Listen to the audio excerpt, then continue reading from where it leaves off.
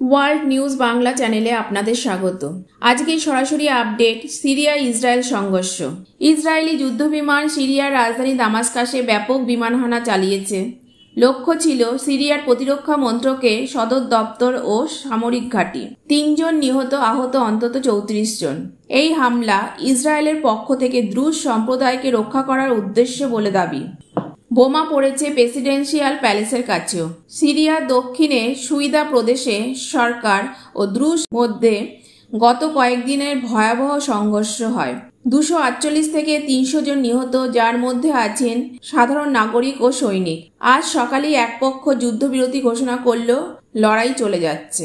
Israeli প্রতিরক্ষা মন্ত্রী Israel Katz বলেন, এবার সময় এসেছে ব্যথার বার্তা দেওয়ার। ইসরায়েল সরাসরি হুঁশিয়ারি দিয়েছে, যদি সিরিয়ান সেনা দক্ষিণ থেকে না সরে তাহলে আরও হামলা হবে। তুরস্ক ইইউ ইসরায়েলের হামলার সমালোচনা করেছে। মার্কিন যুক্তরাষ্ট্র পরিস্থিতি নিয়ে গভীর উদ্বেগ প্রকাশ করে সকল পক্ষকে সংযম বজায় রাখার আহ্বান জানিয়েছে। লেবানন, গাজা ও ইরান ঘিরেও উদ্বেগ বেড়েছে। পুরো অঞ্চলে উত্তেজনা তুঙ্গে। এই সংঘর্ষ ইসরায়েল ও সিরিয়ার মধ্যে নতুন মাত্রা যোগ করেছে। একদিকে দ্রুজ সম্প্রদায়ের সুরক্ষা, অন্যদিকে সিরিয়ার নতুন সরকারের আগ্রাসন। পরিস্থিতি এখন ক্রমেই বিপজ্জনক ও বিস্ফোরণমুখী। এই খবরের আপডেট পেতে চ্যানেলটিকে সাবস্ক্রাইব করে রাখুন এবং বেল আইকনটি চেপে দিন।